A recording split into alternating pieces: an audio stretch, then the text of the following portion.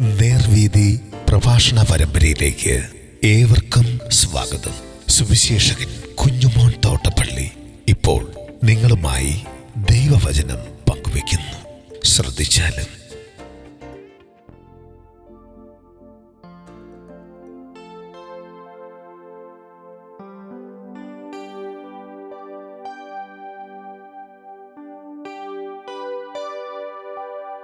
യേശുവിൻ്റെ രാജ്യം. ദൈവനാമത്തിന് മഹത്വം ഉണ്ടാകട്ടെ. ലൂക്കോസിന്റെ സുവിശേഷം 22-ാം അധ്യായത്തിന്റെ 28 മുതൽ 30 വരെ ഞാൻ വായിക്കുന്നത് ശ്രദ്ധിച്ചാലും.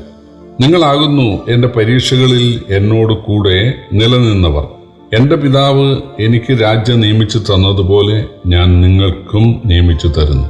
നിങ്ങൾ എൻ്റെ രാജ്യത്തിൽ എൻ്റെ മേശയെങ്കിൽ ചെന്നു കുടിക്കുകയും സിംഹാസനങ്ങളിൽ ഇരുന്ന് ഇസ്രായേൽ ഗോത്രം 12-നെയും ന്യായം വിധിക്കുകയും ചെയ്യും.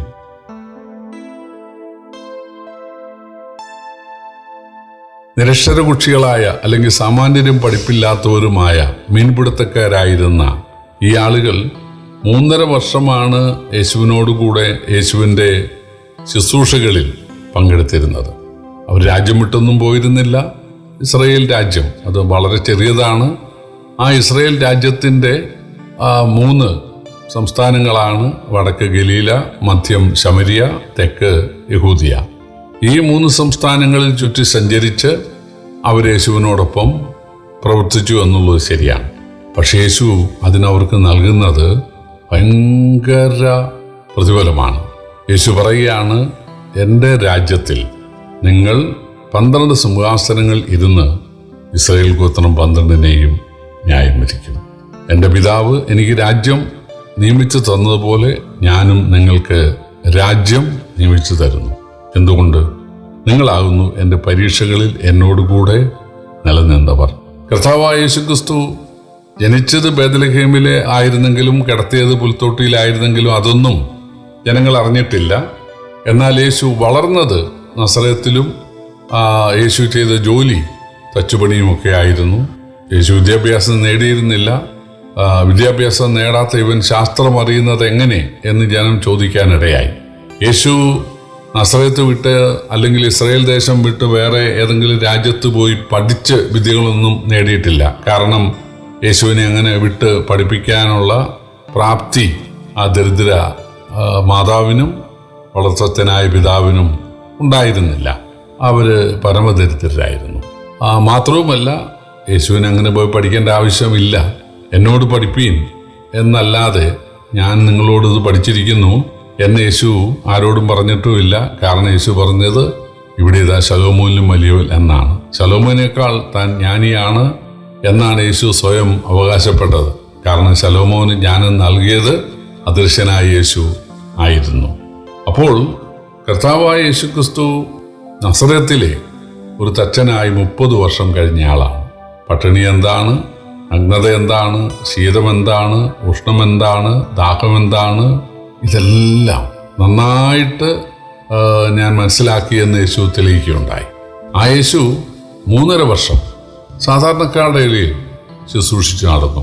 ഒരിക്കലും യഹൂദ മേധാവികളോട് അവരുടെ തോളെ കൈയിട്ട് മഹാപുരോഹിതന്മാരും പുരോഹിതന്മാരും ശാസ്ത്രിമാരും പരീശന്മാരുമായിട്ടൊത്തുകൊണ്ട് അല്പസ്വല്പം മിസ്റ്റേക്കുകളൊക്കെ നിങ്ങൾക്കുണ്ട്, അതൊക്കെ ഒന്ന് പരിഹരിച്ചാൽ നമുക്ക് ഒരുമിച്ച് പോകാം, അതുകൊണ്ട് നിങ്ങളതൊന്ന് മയപ്പെടുത്തണം എന്നല്ല പറഞ്ഞത്. വെള്ളതേറ്റ ശവക്കല്ലറുകളെ, പാമ്പുകളെ, തേളുകളെ, സർപ്പസന്തതികളെ, ഇരട്ടിച്ച നരകയോഗ്യരെ എന്നാണ് യേശു അവരെ വിളിച്ചത്.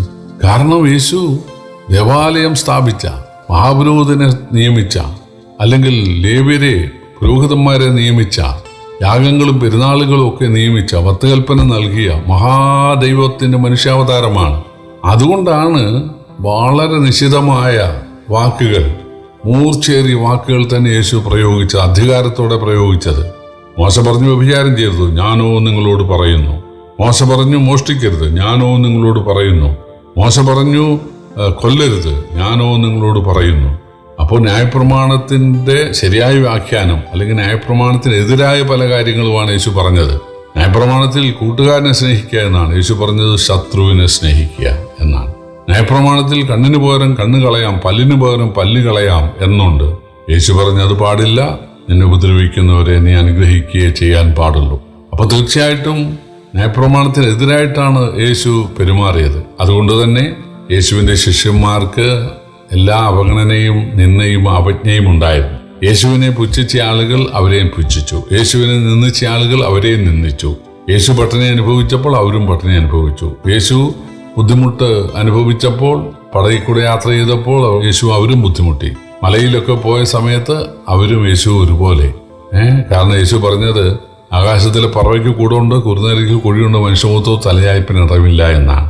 അങ്ങനെയുള്ള ഒരാളോട് കൂടെ ഈ അവഗണനയും നിന്ദയും പരിഹാസവും ഒക്കെ ഏറ്റെടുത്തുകൊണ്ട് യേശുവിൻ്റെ നെഞ്ചോട് ചേർന്ന് അവർ നിന്നു. അവർ യേശുവിനെ ഒരിക്കലും തള്ളിപ്പറഞ്ഞില്ല, അല്ലെങ്കിൽ യേശുവിനെ അവര് ഒറ്റപ്പെടുത്തിയില്ല. യേശു അത് തിരിച്ചറിഞ്ഞിട്ട് പറയുകയാണ്, എൻ്റെ പരീക്ഷകളിൽ നിങ്ങളാകുന്നു എന്നോടുകൂടെ നിലനിന്നവർ. അതുകൊണ്ട് നിങ്ങൾക്ക് ലഭിക്കാൻ പോകുന്ന പ്രതിഫലം ഭയങ്കരമാണ്, വലിയതാണ്. നിങ്ങൾ രാജ്യത്തിൻ്റെ ഭരണാധികാരിയായിട്ട് മാറും. ലോകത്തിൻ്റെ എന്നുള്ളതാണ് ശരി, എന്നാൽ അതിലെ ഇസ്രയേലിൻ്റെ ന്യായാധിപന്മാരായിട്ട് നിങ്ങൾ മാറും. 12 സിംഹാസനങ്ങളിലിരുന്ന് 12 ഗോത്രങ്ങളെ നിങ്ങൾ ന്യായം വിധിക്കും എന്നാണ് യേശു പറഞ്ഞത്. നിങ്ങൾക്ക് ഞാൻ രാജ്യം തരുന്നു, പിതാവ് എനിക്ക് തന്ന രാജ്യം നിങ്ങൾക്ക് ഞാൻ തരുന്നു. യേശു പറഞ്ഞു, എൻ്റെ ഓർമ്മയ്ക്കായി ഇത് ചെയ്യണം, എൻ്റെ മാംസം എൻ്റെ രക്തം എന്നൊക്കെ പറഞ്ഞപ്പോൾ താൻ ഭാവിയിൽ അല്ലെങ്കിൽ പിറ്റേന്ന് മരിക്കാൻ പോകുന്നു എന്നുള്ളതാണ് യേശു പറഞ്ഞത്.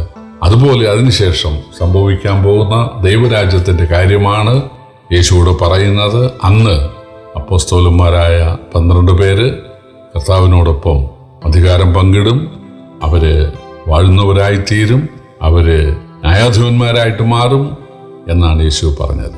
പ്രിയപ്പെട്ടവരെ, യേശുവിനോട് ചേർന്ന് നിൽക്കുവാൻ, ഈ അപ്പോസ്തലന്മാരെ പോലെ യേശുവിൻ്റെ പരീക്ഷകളിൽ യേശുവിനോട് ചേർന്ന് നിൽക്കാൻ എത്ര പേർക്ക് മനസ്സുണ്ട്?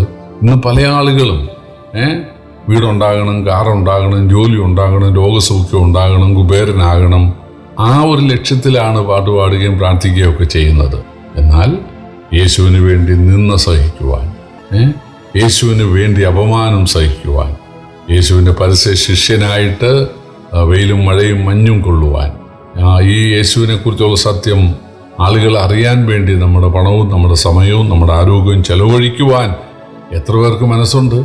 എനിക്ക് പണം കിട്ടണം, എനിക്ക് വീട് വേണം, എനിക്ക് കാറ് വേണം, എനിക്ക് വലിയവനാകണം, എൻ്റെ യേശു എനിക്കത് തരും, അതിനുവേണ്ടി ഉപവാസം എടുക്കുക, അതിനുവേണ്ടി പാടുക, അതിനുവേണ്ടി പ്രാർത്ഥിക്കുക. അല്ല, എനിക്കുള്ളത് യേശു ചോദിക്കുന്നത്, നിന്റെ കയ്യിൽ എന്തുണ്ട്? അതാണ് യേശു ചോദിക്കുന്നത്. എനിക്കുള്ളത് എൻ്റെ ശബ്ദം, എൻ്റെ ആരോഗ്യം, എൻ്റെ വീട്, എൻ്റെ വാഹനം, എൻ്റെ കഴിവ്, എൻ്റെ സ്വാധീനം, എനിക്കുള്ളതെല്ലാം എൻ്റെ കർത്താവിനുള്ളതാണ്. ഞാനത് അവന് വേണ്ടി ചെലവഴിക്കുമെന്ന് ഈ ശിഷ്യന്മാരുടെ മനോഭാവം എത്ര പേർക്കുണ്ട്? അങ്ങനെയെങ്കിൽ ദൈവം ഒരുക്കുന്ന, കർത്താവ് ഒരുക്കുന്ന രാജ്യത്തിൽ തീർച്ചയായിട്ടും ഗണ്യമായ ഒരു സ്ഥാനം നമുക്ക് അലങ്കരിക്കാനായിട്ട് സാധിക്കും. കർത്താവ് ഒന്നും മറക്കുകയില്ല. അതുകൊണ്ട് അരുമനാഥന് വേണ്ടി, കർത്താവിന് വേണ്ടി നമ്മെ തന്നെയും നമുക്കുള്ളതും സമർപ്പിക്കുവാൻ ദൈവം ഇവരെയും സഹായിക്കട്ടെ. കർത്താവിൻ്റെ വലിയൊരു നാമം വാഴ്ത്തപ്പെടുമാറാകട്ടെ.